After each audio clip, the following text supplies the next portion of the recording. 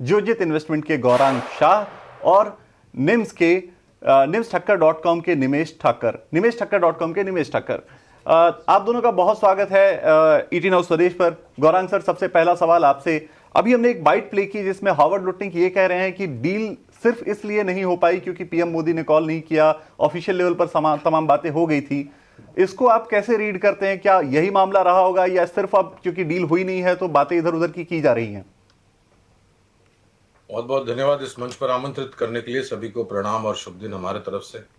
पहले एक छोटा डिस्क्लोजर दे देते कि जो भी निवेश लायक रणनीति आपके समक्ष इस कार्यक्रम में रखेंगे, ये हमारी बुनियादी तर्क के आधार पर फंडामेंटल रिसर्च टीम की तरफ से राय है। इसमें हमारी कंपनी जियोजित अथवा मेरा किसी भी प्रकार का व्यक्तिगत निवेश नहीं है, ना ही किसी प्रकार का वित्तीय लाभ मिलता है, ना ही किसी प्रकार का कॉन्फ्लिक्ट ऑफ इंटरेस्ट। लेकिन इसी स्तर पर राय हम हमारे क्लाइंट्स को देते हैं, संभवतः पूर्वक उनका निवेश हो सकता है। तो देखिए, ये फोन कॉल करने की बात नहीं है। ये दिखाता है कि अमेरिका जो शासन है वो और अमेरिका के राष्ट्रपति और उनके कैबिनेट में जो मिनिस्टर्स है, उनका अहंकार कितना बड़ा है। आप किसके लिए डील करते हैं? ताकि दोनों देशों की अर्थव्यवस्था सुधरे, दोनों देशों के नागरिकों को अच्छे व्याजबी दामों पर सेवाएं और वस्तुएं उपलब्ध हो, न कि आपके अहंकार को फुसलाने के लिए या फिर उसको संभालने के लिए। और ये पहली बार नहीं है, इसके पहले काफी सारी टिप्पणियां राष्ट्रपति ट्रंप और उनके जो मंत्री है उनके तरफ से काफी सारी टिप्पणियां आई हैं।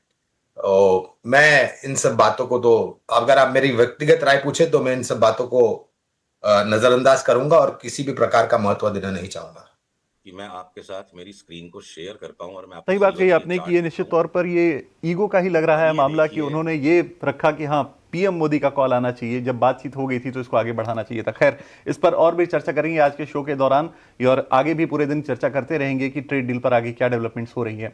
लेकिन अब योर स्टॉक्स में कॉलर्स का जुड़ना बहुत जरूरी है क्योंकि ये उनके लिए ही शो है। तो पहला कॉलर हमारे साथ, पहले कॉलर जुड़े हुए हैं, प्रभाकर हमारे साथ जुड़े हुए हैं। प्रभाकर, आप कहां से जुड़े हैं और क्या सवाल है आपका? कौन से शेयर है आप पे? हेलो प्रभाकर, हम आपको सुन पा रहे हैं। आप कहां से जुड़े हैं और कौन से शेयर है आपके पास? कौन से शेयरों पर आप सलाह चाहते हैं? HEG लिमिटेड 628 का भाव है, 1000 शेयर। आपके पास HEG के शेयर हैं 628 के भाव पर। 2000 शेयर हैं प्रभाकर के पास HEG के, और इस वक्त जो इनका भाव चल रहा है वो करीब करीब 583 का चल रहा है, यानी 628 से नीचे आ गया है। लॉस है इनके पास, ठीक ठाक लॉस है इनका। गौरांग सर, क्या फंडामेंटली क्या एडवाइस आपकी होगी प्रभाकर को, क्योंकि इस वक्त ठीक ठाक लॉस पे बैठे हुए हैं, 2000 शेयर हैं, क्वांटिटी भी काफी है इनके पास। देखिए, ये कंपनी का एक इतिहास रहा है। मेरे ख्याल से वो जब खबरें आई थी, ये और एक कंपनी है इलेक्ट्रोड्स को लेकर के चाइना से जो खबरें आई थी, उसके पश्चात बहुत तीव्र गति से ये स्टॉक ऊपर गया था। शॉर्ट सप्लाई में थे और ये कंपनी का जो कामकाज है उसके आधार पर काफी ऊपर के तरफ के दायरे देखे थे और फिर वहां पर परिस्थिति सामान्य हुई और फिर काफी नीचे के तरफ के दायरे। व्यक्तिगत रूप में तो इस कंपनी पर कवरेज नहीं, इसलिए विशेष रूप में टिप्पणी नहीं कर पाऊंगा। लेकिन दूसरे क्षेत्र जहां पर आप ध्यान दे सकते हैं और निवेश की विचारधारा रख सकते हैं, उदाहरण के तौर पर वित्तीय क्षेत्र, खास करके जो सरकारी बैंक्स है, ये हमें बहुत अच्छे लगते हैं। इसके साथ साथ निजी क्षेत्र की बैंक अच्छे लगते हैं। मजबूत NBFCs है जहां पर आप ध्यान रख सकते हैं। और एक बात है, अपने नुकसान झेलने की जो क्षमता है उसको पहले ध्यान में रखें। अपने निवेश को इतना भी मत साफ होने दीजिए कि बाद में जो निवेश की गई पूंजी है उसका भी मिलना अनिश्चितता के वातावरण में फंस जाए। तो हमें तो लग रहा है कि वित्तीय क्षेत्र अच्छा लगता है, हमें ऑटो क्षेत्र अच्छा लगता है, रक्षा क्षेत्र काफी अच्छा लगता है। आप अभी बता रहे थे और हमने कई बार हमारे ही चैनल ईटी नाउ स्वदेश पर सरकारी कंपनी भारत इलेक्ट्रॉनिक्स लिमिटेड पर निवेश की राय दी है। अगर ये परिवर्तन करना चाहता है तो मैं बिकवाली तो नहीं कह रहा, लेकिन अगर परिवर्तन करना है तो BEL काफी अच्छा लगता है। अगर परिवर्तन करना है, गौरांग जी कह रहे हैं, तो आपको BEL में निवेश करने की सलाह यहाँ पर दी जा रही है। चलिए अगले कॉलर की ओर बढ़ते हैं और अगले लाइव कॉलर शशिकांत हमारे साथ जुड़ चुके हैं। गुड आफ्टरनून शशिकांत, बताइए कौन से शेयर पर राय जानना चाहते हैं आप आज? Good morning madam. Large portfolios की धुलाई। हेलो जी बताइए कौन सा शेयर पर राय जानना चाहते हैं आप? मैडम, मेरे पास इंफा के 100 शेयर्स है, IMFA जी 1375। अभी इसमें मैं क्या कर सकता हूँ? नजरिया कितने समय का है आपका इस शेयर पर? शॉर्ट टर्म ही है। तो शॉर्ट टर्म नज़रिया निमेश जी, अगर Indian metals and ferro alloys की बात की जाए तो 1255 के आसपास ट्रेड कर रहा है और आज 3% की अच्छी खासी तेजी, लेकिन कुछ दिनों से एक गिरावट पर ये शेयर कारोबार कर रहा था। 15% टूट चुका है पिछले 5 सेशंस में। और अगर लेकिन मैं इसके 6 महीने के चार्ट की अगर बात करूं तो 66% तक की तेजी इसने दिखाई है। करीब करीब 750 के लेवल से यहाँ इसने जो लेवल्स दिखाए हैं वो 1500 तक के भी लेवल्स दिखाए हैं। तो काफी अच्छा मोमेंटम पिछले 6 महीने में रहा है, लेकिन 5 दिनों से दबाव झेलता हुआ आज हालांकि थोड़ी बहुत तेजी है शेयर में। निमेश जी, क्या कहना है आपका? जो वो रैली थी जिसने 1500 के लेवल हमें दिखाए थे, क्या वहां पे वापस जाएगा ये शेयर, या फिर वो कहीं ना कहीं अब फिजल आउट होती हुई हमको और नजर आएगी आगे दिनों में? ये वीकली चार्ट पे आप आओ तो इससे आपको पुराना इतिहास। Very good afternoon. देखिए, जिस तरह से चार्ट स्ट्रक्चर है, काफी स्ट्रॉन्ग सेटअप बना था और स्टॉक इतना रनअप होने के बाद 15-20% की वोलेटिलिटी एक नॉर्मल चीज है। अभी आप देखिए तो स्टॉक 100 डेज की मूविंग एवरेज के सपोर्ट के ऊपर ट्रेड कर रहा है। मैं मानता हूं कि जब तक ये स्टॉक 1200-1220 के ऊपर है तब तक रिकवरी के चांसेस ज्यादा है। तो मेरी राय यही बनेगी कि आप 1200 रुपए का एक स्टॉप लॉस लगा के ये काउंटर के अंदर भी फिलहाल होल्ड कीजिए, और जैसे ही अगर आपके प्राइस के करीब आता है वहां पर आप आगे की रणनीति जो है वो डिसाइड कीजिएगा। बट फिलहाल मेरी राय यही है कि 1200 के स्टॉप लॉस से आप होल्ड कीजिए, और शॉर्ट टर्म में मुझे लग रहा है कि 1350 तक के लेवल देखने को मिल सकते हैं। तो वहां पर आप अपनी आगे की रणनीति डिसाइड कीजिए। बिल्कुल। अब आगे बढ़ते हैं। अगले कॉलर हमारे साथ जुड़ गए हैं, रवि राज हमारे साथ हैं। रवि राज, क्या स्टॉक्स हैं आपके पास और क्या सलाह आप चाहते हैं अपने स्टॉक्स पर? नमस्कार सर, मेरे पास है अपोलो माइक्रो सिस्टम की 100 शेयर है, 271 प्राइस में मैं खरीदारी किया हूँ। तो इसका क्या नेक्स्ट टारगेट होगा? क्या मैं आउट हो सकता हूँ कि होल्ड करूँ? बिल्कुल। रवि राज के पास अपोलो माइक्रो सिस्टम के 100 शेयर हैं 271 के भाव पर। अभी जो है वो शेयर का प्राइस नीचे आ गया है, इसकी वजह से उनको 250 के आसपास के भाव है, उसकी वजह से उन्हें 2000 रुपए का लॉस हो रहा है। वो सलाह चाहते हैं कि इस वक्त क्या करना चाहिए, एग्जिट करना चाहिए या होल्ड करना चाहिए। निमेश, क्या सलाह आपकी बनती है रवि राज के लिए? टेक्निकल चार्ट पर आपको देखकर क्या लग रहा है कि क्या रुकना चाहिए थोड़ा? देखिए, मुझे लग रहा है कि जिस तरह से चार्ट स्ट्रक्चर बना है स्टॉक का, और स्टॉक में ऑलरेडी एक बड़ी गिरावट आ गई है। 200 दिन की एवरेज के पास स्टॉक ने सपोर्ट लिया है और वहां से एक बाउंस भी दिया है। फिलहाल एक मल्टीपल सपोर्ट एरिया के आसपास ट्रेड कर रहा है। तो फिलहाल आप अभी वेट कीजिए, और मुझे लग रहा है कि फिर से स्टॉक 275 तक देखने को मिल सकता है। तो अभी नजरिया तो मेरा जो है वो बुलिश ही है। मल्टीपल सपोर्ट एरिया के आसपास सपोर्ट ले रहा है स्टॉक, और यहाँ से बाइंग इंटरेस्ट दिख रहा है। तो फिलहाल मैं आपको होल्ड करने की राय देता हूँ। 275 तक के लेवल शॉर्ट टर्म में देखने को मिल सकते हैं।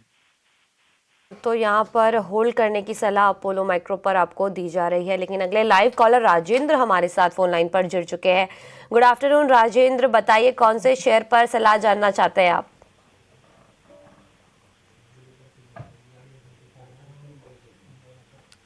राजेंद्र, क्या आप तक हमारी आवाज आ पा रही है? जी, शायद कुछ तकनीकी खामियों की वजह से आवाज। जी मैडम, मैंने कल ही परचेज किया है एंजल 1। ओके, कितने शेयर है आपके पास आपकी और आवाज खरीद तो आ भाव? रही, मेरी आवाज आ रही है आपको? जी जी बिल्कुल, 30 शेयर्स है आपके पास, और जो आपका खरीद भाव है वो 2490 रुपए का है, यानी हाल की खरीदी है जैसा कि आप बता भी रहे हैं। आज 2.5% नीचे है शेयर, लेकिन अभी हाल ही में अपडेट आया था कंपनी का कि 15 जनवरी को एक बोर्ड बैठक होने वाली है जिसपे कंपनी जो है वो शेयर के स्प्लिट पर विचार करने वाली है। तो 15 जनवरी तक तो शेयर फोकस में रहेगा ही। गौरांग जी, आपके पास आना चाहूंगी। एंजल 1 का शेयर है इनके पास, 30 शेयर्स है, 2490 हाल ही की खरीदारी। क्या सलाह होगी आपकी इनके लिए? तो देखिए, ये कंपनी शेयर बाजार से जुड़ी हुई है और विशेष रूप में तो टिप्पणी नहीं करूंगा क्योंकि एंजल 1 पर कवरेज नहीं, लेकिन इनकी जो समस्या है या इनका जो प्रश्न है उसका मैं प्रयास करता हूं निवारण देने के लिए क्षेत्र के ऊपर टिप्पणी करूंगा। तो देखिए, अगर आपकी विचारधारा ये है कि ये अनिश्चितता के वातावरण के पश्चात भारतीय शेयर बाजार, और हमारा भी यही मानना है कि भारतीय शेयर बाजार आने वाले 3-5 साल या उसके अधिक समय सीमा से बेहतर रुझान लेकर के आएंगे। औसतन अभी जो परिस्थितियां हैं उसके आधार पर सालाना 12 से 15% का रिटर्न आपको सूचकांक में मिलेगा। शायद परिस्थितियां सुधरती है तो ये जो ऊपर के तरफ का दायरा है ये और बढ़ जाता है। तो अगर शेयर बाजार अच्छा कामकाज करता है, भारतीय शेयर बाजार अच्छा कामकाज करता है, तो भारतीय शेयर बाजार से जुड़ी हुई कंपनियां, फिर चाहे वो उदाहरण के तौर पर, ये कोई राय नहीं है, प्लेटफॉर्म प्रोवाइडर हो जैसे बीएसई, और एक शायद सकारात्मक खबर यह है कि इस साल एनएससी के आईपीओ को भी हरी झंडी मिल जाएगी, और अगर ऐसा होता है तो ये क्षेत्र चर्चा में बहुत रहेगा। तो एक तो है ये प्लेटफॉर्म प्रोवाइडर जैसी कंपनी बीएसई, उसके अलावा सर्विसेज प्रोवाइडर है, उदाहरण के तौर पर एनएसडीएल, सीडीएसएल और कैम्स। अब कैम्स के ऊपर हमारी बुनियादी तर्क के आधार पर खरीदारी की राय है, ये डिस्क्लोजर है। और इसके अलावा है इंटरमीडिएटरीज, ब्रोकिंग फर्म जैसे कि एंजल वन, या फिर हमारी कंपनी जैसे कि जियोजेट इन्वेस्टमेंट। तो अगर शेयर बाजार अच्छा कामकाज करता है तो हमारा मानना है कि शेयर बाजार से जुड़ी हुई जो सक्षम और मजबूत कंपनियां हैं वो भी बेहतर कामकाज करेगी। तो शेयर मार्केट अगर अच्छा कामकाज करता है आने वाले 3 से 5 सालों में, तो उससे जुड़ी कंपनियां भी अच्छा कामकाज करेगी, और कैम्प्स पर गौरांग जी की खरीदारी की राय यहाँ पर आती हुई। चलिए, यहाँ पर वक्त तो चला एक छोटे से ब्रेक का, जल्द लौटेंगे और आपके सवालों निमेश से राय ले लेते हैं शेयर पर। निमेश, आपके पास आना चाहूंगी, इटर्नल पर आपकी क्या सलाह होगी? जो ब्रोकरेजेस फर्म का भरोसा है, आप क्या देख रहे हैं आगे के लेवल्स इस शेयर पर? देखिए, इटर्नल का चार्ट स्ट्रक्चर रिलेटिवली थोड़ा वीक है, तो हालांकि 200 दिन की एवरेज के ऊपर ट्रेड कर रहा है, इसलिए यहाँ से एक कंसोलिडेट हो रहा है और थोड़ा बाइंग इंटरेस्ट आता हुआ दिख रहा है। बट मुझे लगता है कि जब तक ये स्टॉक 305 के ऊपर नहीं निकलता है तब तक ये स्टॉक से थोड़ा दूर रहना चाहिए, और भी करेक्शन आने के चांसेस मुझे लग रहे हैं। एक स्ट्रॉन्ग सपोर्ट एरिया के पास है, इसलिए बाइंग आ रहा है, बट 305 के ऊपर अगर नहीं आता है तो मैं मानता हूं कि स्टॉक के अंदर नीचे की तरफ 250 तक गिरावट आ सकती है। तो थोड़ा कोशिश व्यू है।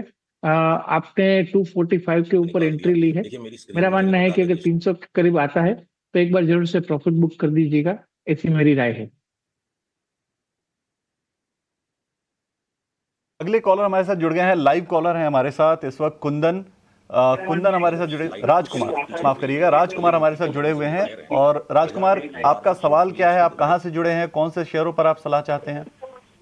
दिल्ली से राजकुमार बोल रहा हूँ मैं। मेरे को ऑयल इंडिया के 4000 शेयर हैं, 550 के। ऑयल इंडिया के